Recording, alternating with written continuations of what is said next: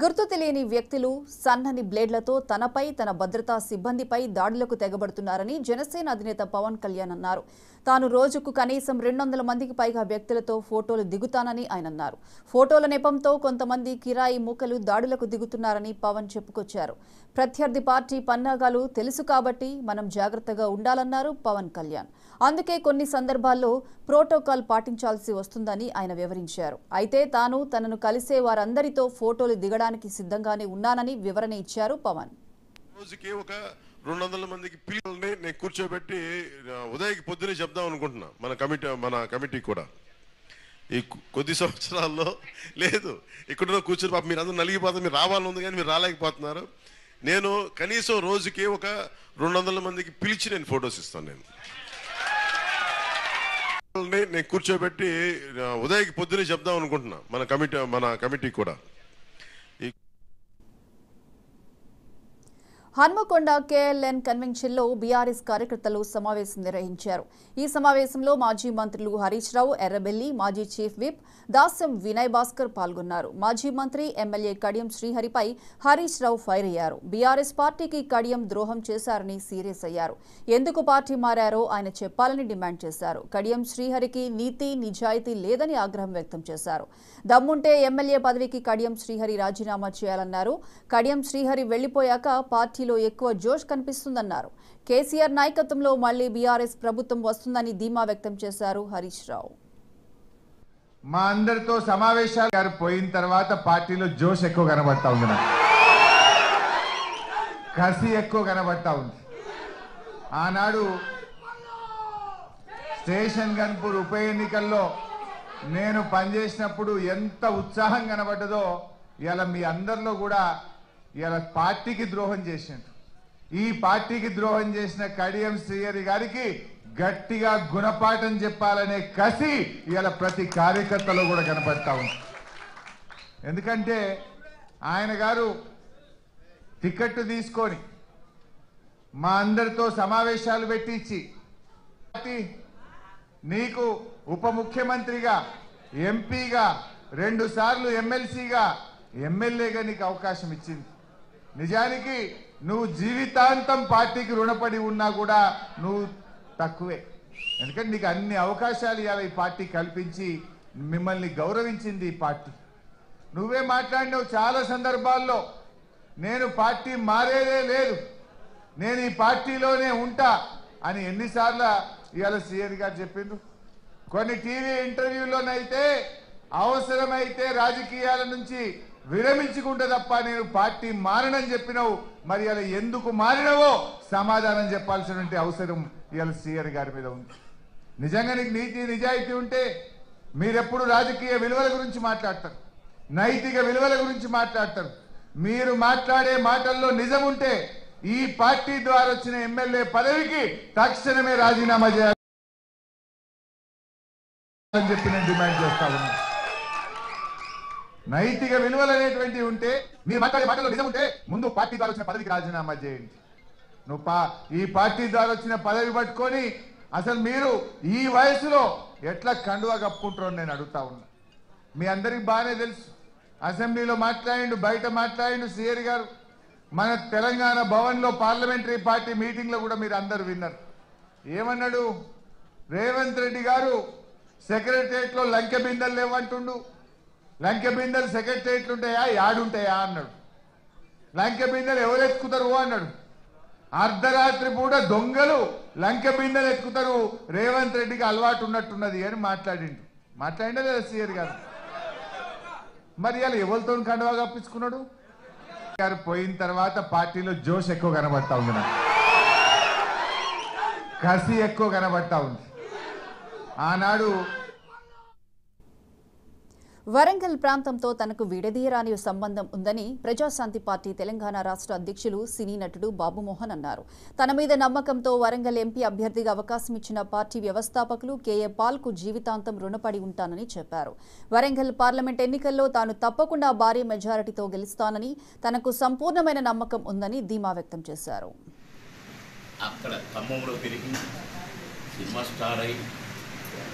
ఏ తెలుగు నటుడు తెలుగు, తమిళ్, కన్నడ, హిందీ పిక్చర్స్లో ఇతర భాషల్లో నటించాలి. ఇతర భాషలో నుంచి ఇక్కడ నటించారు తెలుగులో. అలాంటి నేను అక్కడ కూడా నాకు పాటలు డ్యాన్సులు. ఇంత పేరు గడించిన నేను వరంగల్ వాడని చెప్తున్నాను, ఎప్పటి నుంచో చెప్తున్నాను అనుకోండి. ఆదరణ లేక నేను ప్రజాశాంతి పార్టీకి రావడం జరిగింది. ఖచ్చితంగా నేను ప్రజాశాంతి పార్టీ తరఫు నుండి ఎన్నికల బరిలో ఎంపీగా పోటీ చేయబోతున్నాను. కొన్ని పార్టీలు మరి పార్టీలు చేస్తున్నాయా మీడియా చేస్తుందో తెలియదు, చేస్తున్నాం. అనంతపురం అర్బన్ టికెట్ ఆశించి భంగపడిన మాజీ ఎమ్మెల్యే ప్రభాకర్ చౌదరి సంచలన వ్యాఖ్యలు చేశారు. కార్యకర్తలు ఆదేశిస్తే ఇండిపెండెంట్ గా పోటీ చేస్తానన్నారు. ఏ రోజు పార్టీ కార్యక్రమాల్లో పాల్గొనని అభ్యర్థి దగ్గుబాటి ప్రసాద్ కు సహకరించే ప్రసక్తే లేదని తేల్చి చెప్పారు. ఇప్పటి వరకు టీడీపీ అధిష్టానం తనతో చర్చించడానికి కూడా ఆసక్తి చూపలేదని చెబుతూ ఇదివరకే ఒకసారి తనకు వైసీపీ నుంచి మంత్రి పదవి ఆఫర్ వచ్చిందని చెప్పడం గమనార్హం. అనంతపురం అర్బన్ టికెట్ దగ్గుబాటి ప్రసాద్ కు ప్రకటించగానే అక్కడ తీవ్రమైన అసంతృప్తి వ్యక్తమైంది. తెలుగుదేశం కార్యకర్తలు పెద్ద ఎత్తున పార్టీ కార్యాలయం చేరుకుని నిరసనలకు పూనుకున్నారు. అక్కడి పార్టీ ప్రచార సామగ్రికి నిప్పంటించారు. ఫ్లెక్సీలు తగలబెట్టారు. 3 రోజులుగా నిరసన కార్యక్రమాలు కొనసాగుతూనే ఉన్నాయి.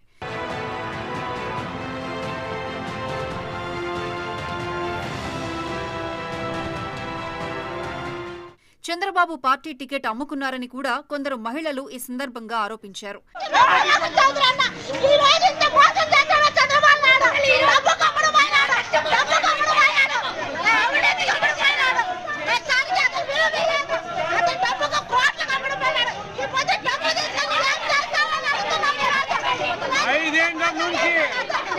తన భవిష్యత్ కార్యాచరణ నిర్ణయించుకోవడానికి మాజీ ఎమ్మెల్యే ప్రభాకర్ చౌదరి ఆదివారం తన వర్గీయులతో కమ్మ భవన్లో ఆత్మీయ సమావేశం నిర్వహించారు. పార్టీ చేసిన అన్యాయం మీద అందరూ పార్టీ అధిష్టానాన్ని నిలదీశారు. భవిష్యత్ కార్యాచరణ మీద అందరూ తమ తమ అభిప్రాయాలు వ్యక్తం చేశారు. ఈ సందర్భంగా ప్రభాకర్ చౌదరి మాట్లాడుతూ చంద్రబాబు ఎందుకు ఇలాంటి నిర్ణయం తీసుకున్నారో అర్థం కావడం లేదన్నారు. పార్టీ ప్రకటించిన అభ్యర్థికి సహకరించే ప్రసక్తే లేదని ఆయన తేల్చి చెప్పారు. నేను పనిచేసింది ఈ పార్టీనే ఇవ్వాల్సిన బాధ్యత మా అధినేత చంద్రబాబు నాయుడు గారికి ఉంది. మేమేం తప్పు ఎక్కడా చేయలేదు. మా ఆస్తులు అన్నీ కూడా అమ్ముకొని నష్టాలకు గురై నిజాయితీగా ఈ నియోజకవర్గంలో నాతో పాటు చాలామంది నాయకులు కార్యకర్తలు పనిచేశారు. తప్పుడు పనులు చేసి పార్టీ అధికారంలో కూడా 5 ఏళ్ళు అనుభవించిన 1-2 వ్యక్తులు తప్ప మిగిలిన వాళ్ళంతా కూడా కష్టాల్లో పార్టీలో ఉన్నారు. అందుకనే మేము ఎట్టి పరిస్థితుల్లో కూడా పార్టీ విధానంలోనే కొనసాగుతున్నాం. పార్టీ పునరాలోచించాలని చెప్పి మేము అభ్యర్థిస్తున్నాం. ఏమైనా కార్యకర్తల నిర్ణయం మేరకు తుది నిర్ణయం తీసుకుంటానని చెబుతున్నప్పటికీ ఆయన ఇప్పటికే ఒక నిర్ణయం తీసుకున్నారని వెనకడుగు వేసే ప్రసక్తే ఉండదని ఆయన సన్నిహితుడు చెబుతున్నారు. అధికారంలో లేకపోయినా 5 ఏళ్ల పాటు పార్టీని నడిపిన ప్రభాకర్ చౌదరికి ఇలా జరగడాన్ని పార్టీ శ్రేణులు జీర్ణించుకోలేకపోతున్నాయి. ఆయన అసంతృప్తి వలన టీడీపీకి జరిగే నష్టం ఆషామాషీగా ఉండదని అంటున్నారు.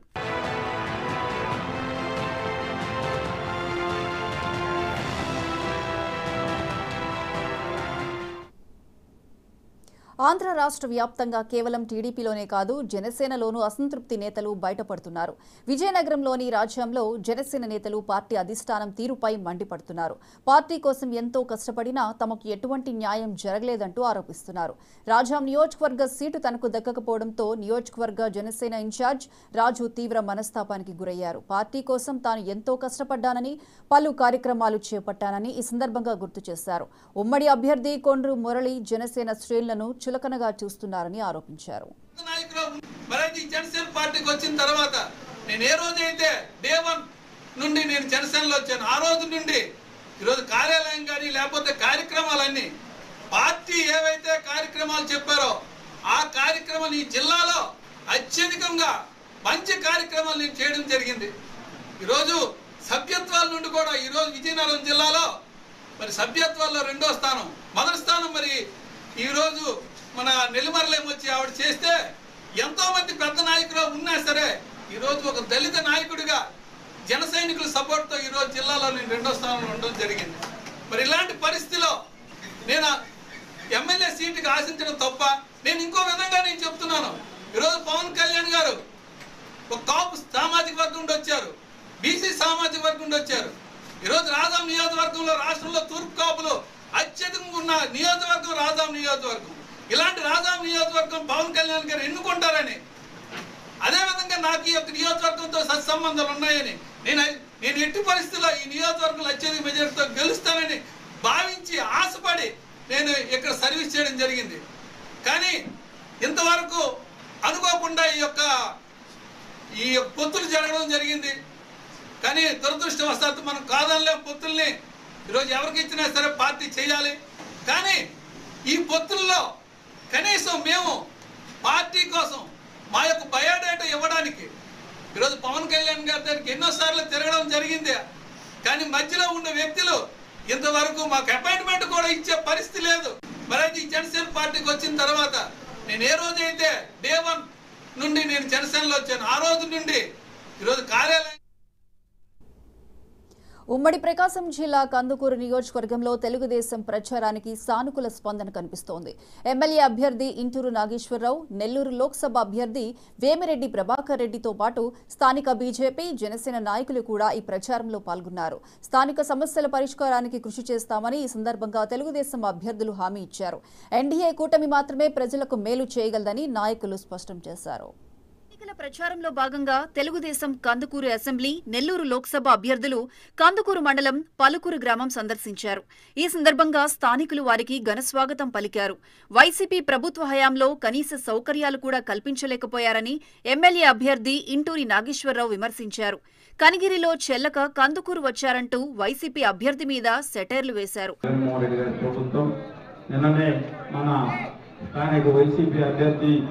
బుర్రా మసూదన్ గారు ఈ పెన్షన్ల వ్యవహారంలో ఏదో మాట్లాడడం కూడా జరిగింది.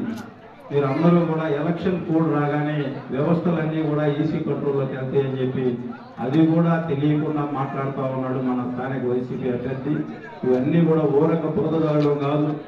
మీరు కనిగిరి నియోజకవర్గ ప్రజలు నిన్ను తిరస్కరిస్తే అందుకొని వచ్చావు, అవి గుర్తుపెట్టుకో. మేము కూడా మాట్లాడాల్సింది చాలా ఉంది నీ గురించి.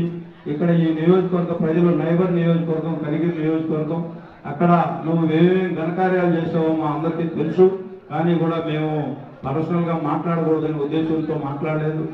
నెల్లూరు లోక్సభ అభ్యర్థి వేమిరెడ్డి ప్రభాకర్ రెడ్డి మాట్లాడుతూ నెల్లూరు ప్రాంతంలో ప్రజల కోసం మంచినీటి ప్లాంట్లు ఏర్పాటు చేసి దాహం తీర్చిన సంగతి గుర్తు చేశారు. పలుకూరు గ్రామ ప్రజల సమస్యల పరిష్కారానికి ఆయన హామీ ఇచ్చారు. తన ఇంటికి 3 గేట్లు ఉంటాయంటూ ప్రత్యర్థులు చేస్తున్న ప్రచారాన్ని కొట్టిపారేశారు. ప్రజల కోసం తన ఇంటి గేట్లు ఎప్పుడూ తెరిచే ఉంటాయన్నారు. నెల్లూరు ఆఫ్రికా దుబాయ్ అంటున్నారు కానీ నెల్లూరు వదిలిపెట్టే మనిషిని కాదు.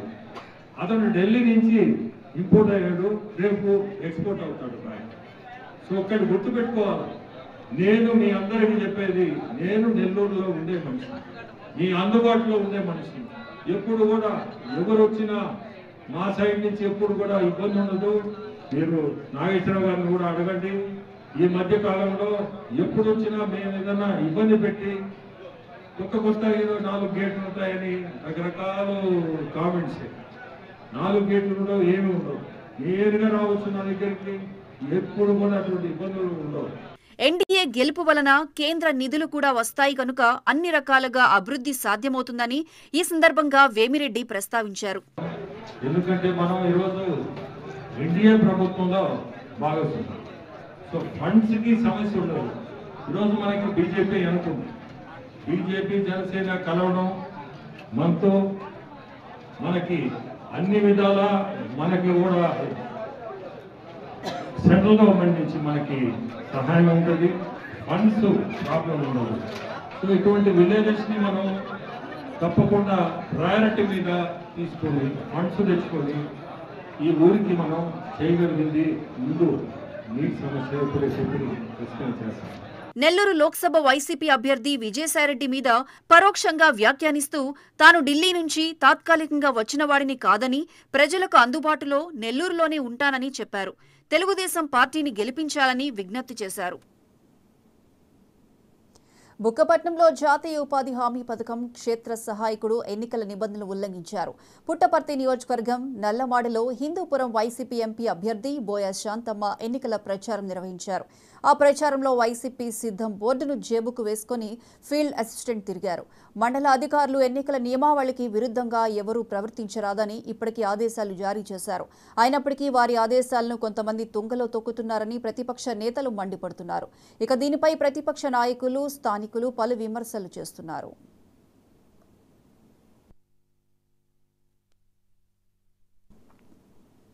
టీడీపీ నాయకులు వాలంటీర్ల సేవలను అడ్డుకుని చాలా సంతోషపడుతున్నారని నెల్లూరు ఎమ్మెల్సీ పర్వతరెడ్డి చంద్రశేఖర్ ఆగ్రహం వ్యక్తం చేశారు.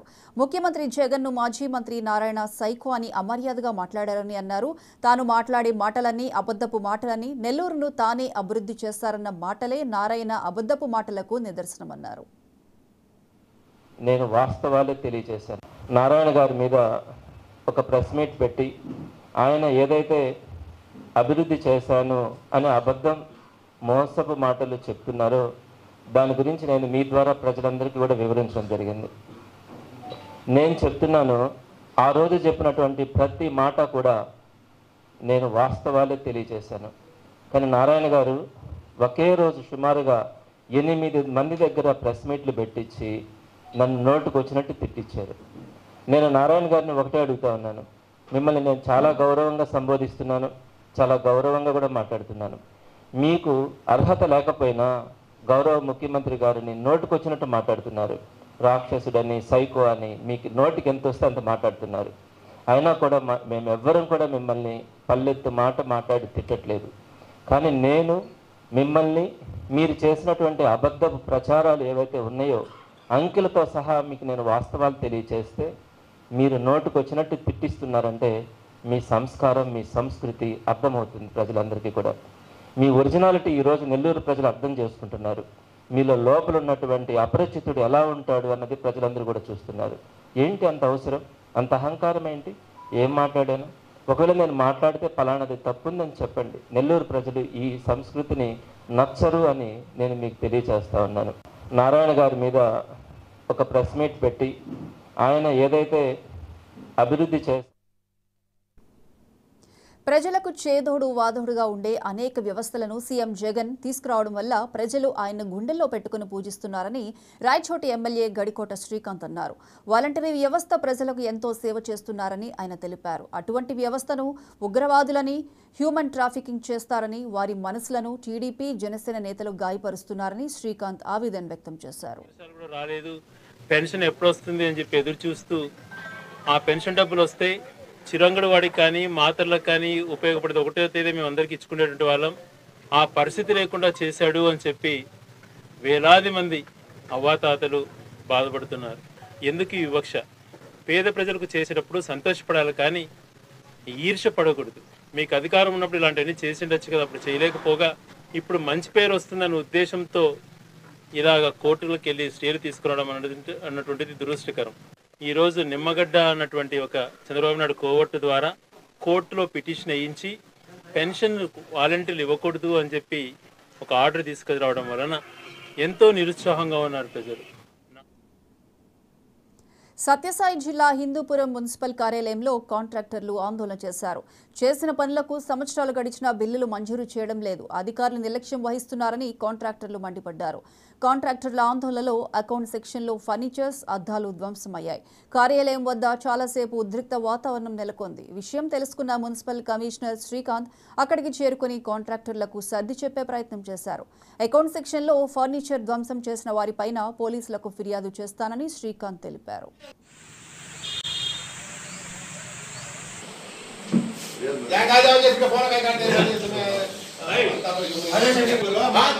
పెద్ద చిన్న ఏమీ లేదన్నా, మాకు పట్టించుకునే నాకలే లేదు. ఎట్లంటే ఆత్మహత్య చేసుకుంటే ప్రాణం పోయి పెళ్ళాన్ని రోడ్డు పైన పడతానని కాసుకున్నాం అంతే. చూసేకి పట్టుకొని బాగా వేసుకుంటానన్నా, లోపల ఎంత బాధ ఉందంటే అంత బాధ ఉంది. ఏదన్నా సంబంధం అయినా కూడా ఏమి లేకుండా ఏం చేయదన్నా చెప్పున్నా. సంబంధం తినాలన్నా, కనీసం సంబంధంగా కాసుకోండి. నిన్న దేశం అంతా డబ్బులు చూసినది మేము ఇప్పుడు పోయి చూడలేదు. టయానికి పని జరిగిందంటే పని లేదు. ఇప్పుడు ఆమె సీఎం వెళ్ళినట్టు ఎక్కుతాయో లేదో తెలియదు. తల్లిదండ్రి ఎవరు లేడు, వేరే మినిగారు కూడా లేడు. ఇష్యూ ఉంది ఎక్కడ వచ్చింది? ఏం చేస్తారు? కావాల్సిందిగా చేసి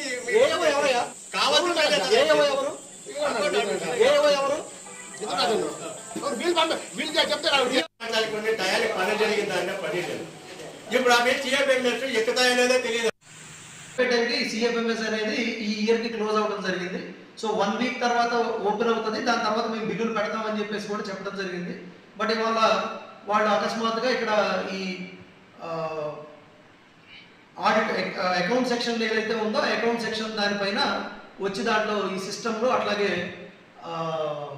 అద్దాలు కూడా పగలగొట్టడం జరిగింది. సో ఎంతవరకు మీకు నష్టం జరిగింది సార్ అక్కడ?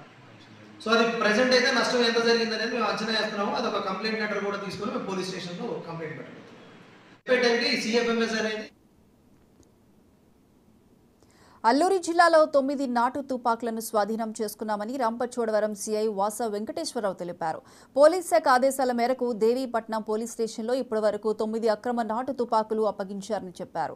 రాబోయే ఎన్నికల నేపథ్యంలో అక్రమ నాటు తుపాకులు ఎవరి వద్దైనా ఉంటే వాటిని సమీప పోలీస్ స్టేషన్లో అప్పగించాలని పిలుపునిచ్చారు.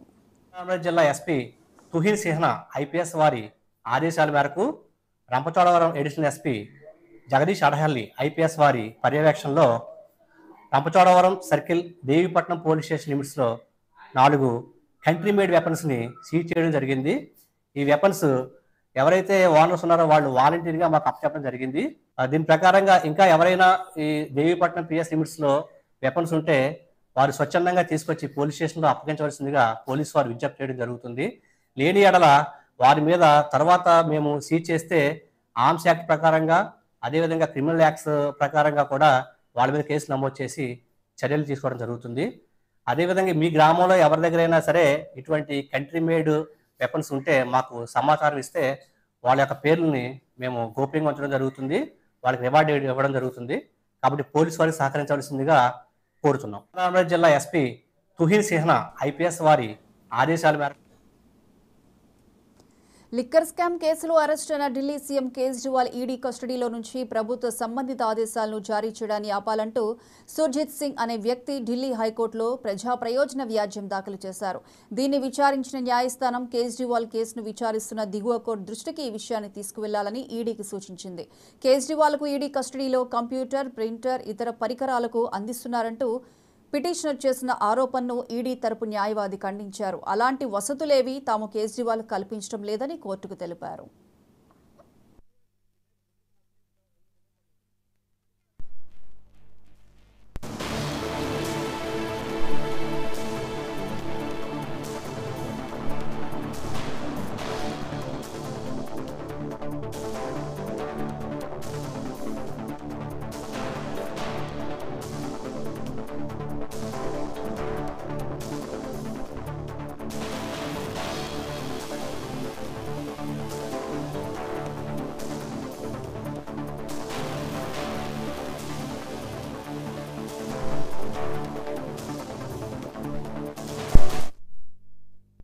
ఇక ఈ పిటిషన్ను అరవింద్ కేజ్రీవాల్ తరపు న్యాయవాది రాహుల్ మెహ్రా తప్పుపట్టారు. హైకోర్టులో ఇలాంటి పిటిషన్లు వేసేవారు కనీస ఆధారాలైనా చూపించే స్థితిలో ఉండాలని పేర్కొన్నారు. ఒక కేసులో దర్యాప్తు జరుగుతుండగా ఎలాంటి ఆధారాలు లేని థర్డ్ పార్టీ జోక్యానికి అనుమతించడం సరికాదని హైకోర్టును ఆయన కోరారు. అయితే సుర్జిత్ సింగ్ యాదవ్ దాఖలు చేసిన దాన్ని ఒక పిటిషన్గా కాకుండా ఒక రిప్రజెంటేషన్లా పరిగణించాలని ఈడీకి తాత్కాలిక ప్రధాన న్యాయమూర్తి జస్టిస్ మన్మిత్ ప్రీతం సింగ్ అరోరాలతో కూడిన హైకోర్టు డివిజన్ బెంచ్ ఆదేశించింది. జైల్లో ఉన్న వ్యక్తి సీఎం పోస్టులో కొనసాగేందుకు అర్హుడు కాదంటూ ఇంతకుముందు హైకోర్టులో పిటిషన్ వేసింది కూడా సుర్జిత్ సింగ్ యాదవే. ఆ పిటిషన్ను కూడా న్యాయస్థానం అప్పట్లో కొట్టివేసింది.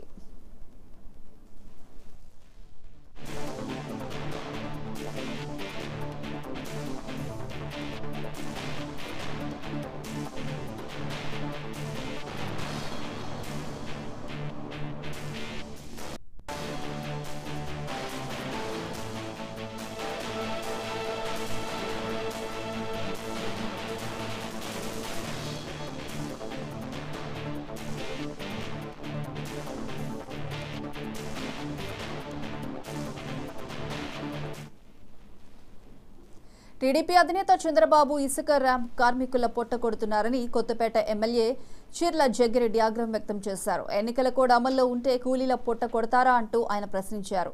బీఆర్ అంబేద్కర్ కోనసీమ జిల్లా అమలాపురం కలెక్టరేట్లో ఇసుక ర్యాంప్లోని యజమానులు ర్యాంప్లో పనిచేసే కార్మికులతో కలిసి కలెక్టర్ హిమాన్షు శుక్లాకు వినతి పత్రం అందజేశారు.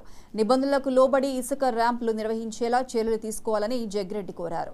చంద్రబాబు ఇప్పటికైనా కూలీల పొట్టను కొట్టే కుట్రలు మానుకోవాలని హితవు పలికారు. ఏదైతే ఎన్నికల కోడ్ అమల్లో ఉందో ఆ ఎన్నికల కోడ్ని సాకుగా చూపించి ముఖ్యంగా ఉన్నటువంటి భవన కార్మికులు కానీ ఇంకా ఉన్నటువంటి కార్మిక సోదరులందరూ కూడా పనిచేస్తున్నటువంటి ఇసుక రీచ్లన్నింటినీ కూడా మూసేయాలని చెప్పి తెలుగుదేశం పార్టీ నాయకులు వచ్చి మరి స్టేట్మెంట్లు ఇవ్వడం జరుగుతోంది. గడిచేటువంటి 40 సంవత్సరాల్లో ముఖ్యంగా మా కొత్తపేట నియోజకవర్గంలో గడిచేటువంటి 40 సంవత్సరాల నుంచి సుమారు 15-20 వేల మంది ఎవరైతే తెల్లవారులు ఇస్తే పట్టుబట్టుకుని మరి ఈ ఇసుక ర్యాంపులో పనిచేసేటువంటి కార్మిక సోదరులు కానీ అక్కడ ఉన్నటువంటి లారీ యూనియన్లు కానీ లేదా అందులో పనిచేస్తున్నటువంటి డ్రైవర్లు కానీ లేదా ఉన్నటువంటి మిషన్ ఆపరేటర్లు కానీ ఇంకా ఉన్నటువంటి సామాన్య మరి కార్మికులు కానీ అందరూ కూడా గడిచిన 40 సంవత్సరాల నుంచి ఈ శాండ్ రీచ్ల్లో పనిచేస్తూ బతుకుతున్నారు. ముఖ్యంగా ఏదైతే నిబంధనలనే సాగుగా కర్నూలులోని పత్తికొండ నియోజకవర్గంలో 92 మంది వాలంటీర్లు రాజీనామా చేశారు. దేవనబండ, చిన్నహొల్తి, వెల్దుర్తిల్లో మూకుమ్మడిగా రాజీనామాలు చేసి రాజీనామా పత్రాలను ఎంపీడీఓలకు అందజేశారు. 4 సంవత్సరాలుగా ప్రజలకు సేవలు అందించామని వాలంటీర్లు అన్నారు. వాలంటీర్లు ప్రజాసేవ చేయకూడదంటూ ఈసీకు టీడీపీ ఫిర్యాదు చేయడంతో రాజీనామా చేస్తున్నామని ఆవేదన వ్యక్తం చేశారు. వెల్దుర్తి వాలంటీర్ని మేము వెల్దుర్తిలో అంతా 82 మంది వాలంటీర్లు ఉన్నాము. ఇప్పుడు ఎలక్షన్ల సమావేశంలో మమ్మల్ని ఈసీ వచ్చేసి పెన్షన్లు పంచకూడదు, ఎటువంటి పథకాలు కానీ ఇంటికి చేరవేయకూడదని ఆంక్షలు పెట్టి మమ్మల్ని అవ్వాతాతలకు పెన్షన్ ఇవ్వకుండా వాళ్ళని ఇబ్బంది పెట్టడానికి గురి చేస్తున్నారు.